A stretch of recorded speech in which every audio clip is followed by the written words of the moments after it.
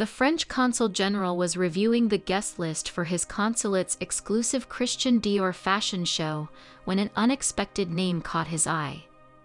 It was the late 1950s, and the diplomat wasn't surprised by the inclusion because the woman was a fixture of high society. Quite the opposite. She was a ghost in New York's elite circles, known not for her presence but for her absence.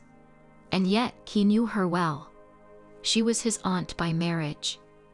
Huguette Clark, heiress to a staggering $300 million copper fortune, the equivalent of around $3.4 billion today, resided in near-total seclusion, occupying an entire floor of a Fifth Avenue apartment building not far from the consulate.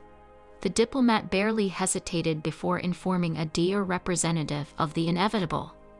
"She's not going to come," he said matter-of-factly.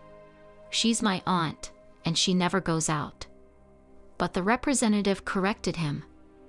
"Oh yes, she will. She wants to see the dresses. For her dolls." At the time, Clark was in her 50s, one of the wealthiest women in America, yet entirely uninterested in the privileges her fortune afforded. She could have traveled the world, hosted lavish soirees in any of her opulent mansions. Instead, she chose solitude, retreating into an exquisitely constructed world of her own design. One filled not with society's elite, but with dolls, each inhabiting the intricate fantasy life she carefully crafted behind locked doors. So let's explore the tragic story of Huguette Clark. Before we start, please support my channel by clicking like and subscribe buttons.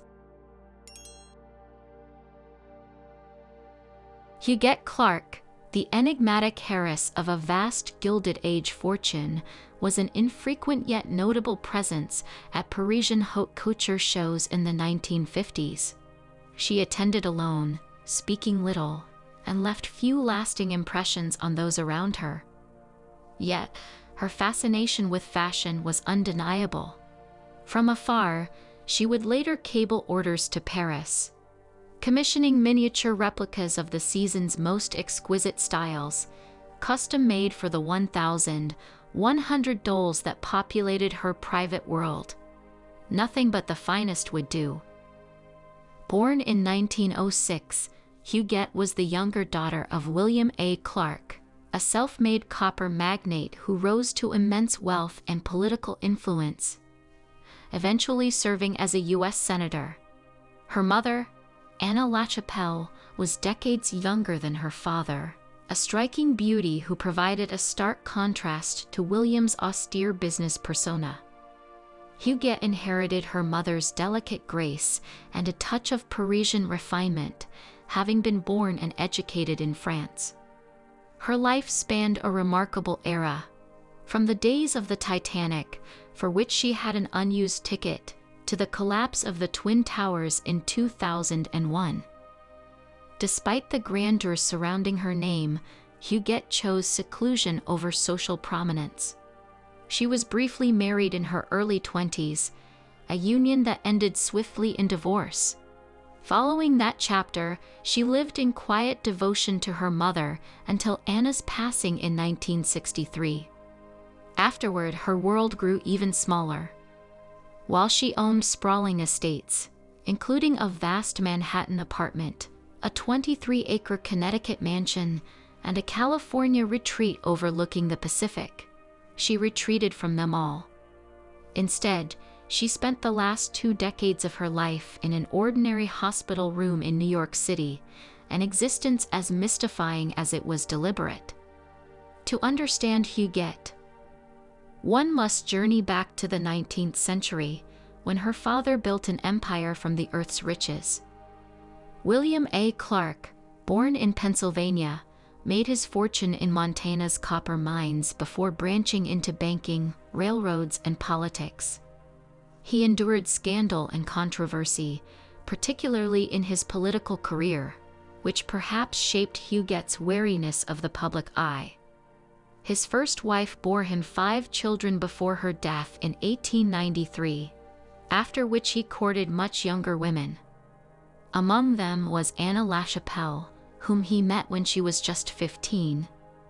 They wed in 1901. He was 62, she was 23.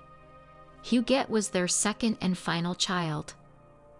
Raised amid opulence, Huguette and her sister Andrée moved from Paris to New York as children, settling in the grandest residence the city had ever seen.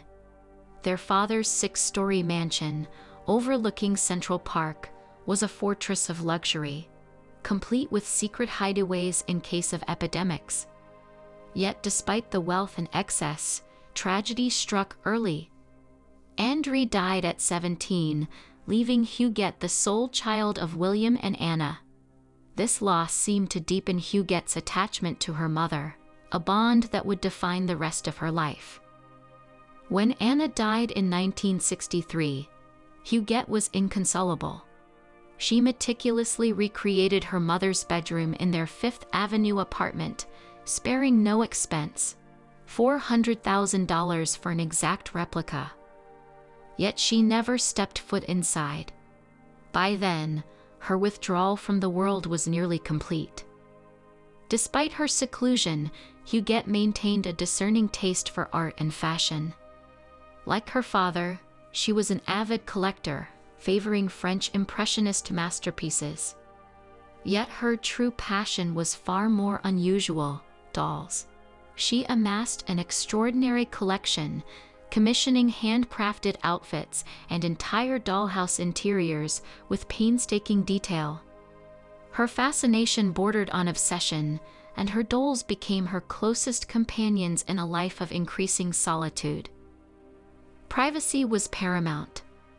Even when her vast fortune was threatened, such as when Citibank auctioned off millions of dollars worth of her mother's jewelry without her consent, she refused to take legal action, unwilling to attract attention. Similarly, when a stolen Degas painting from her collection was discovered in a Kansas home, she declined the spectacle of reclaiming it, instead requesting only a photograph to enjoy in secret. By the early 1990s, Huguette's retreat from the world took its final form.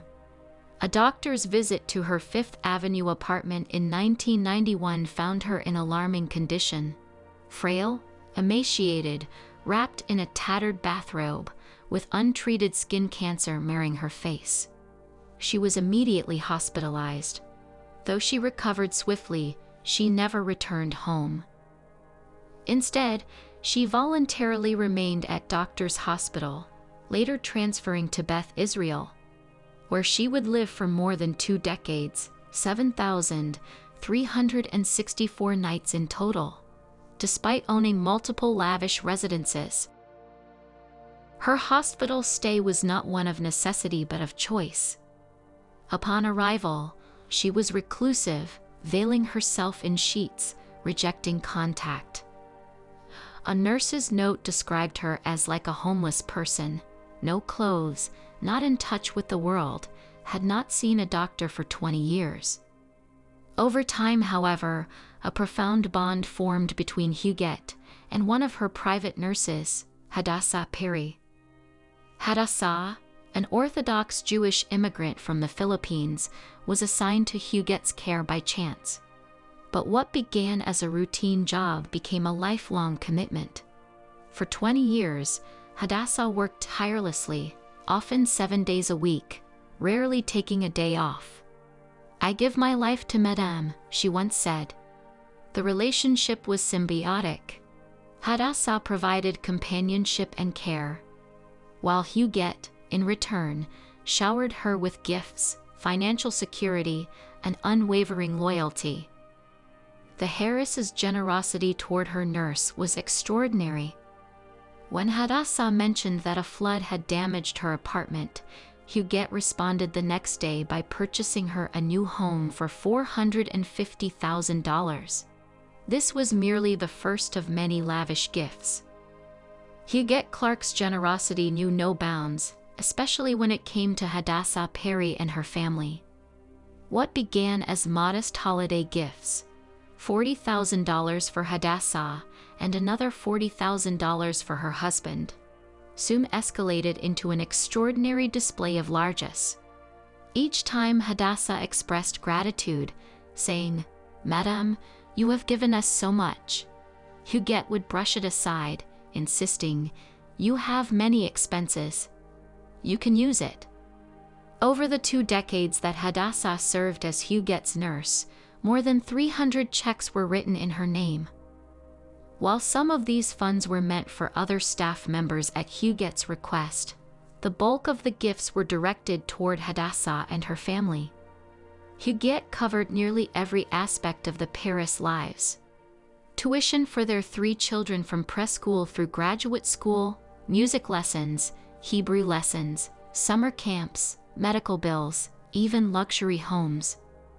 She purchased multiple properties for Hadassah, her children, and even her brother, ensuring their financial security.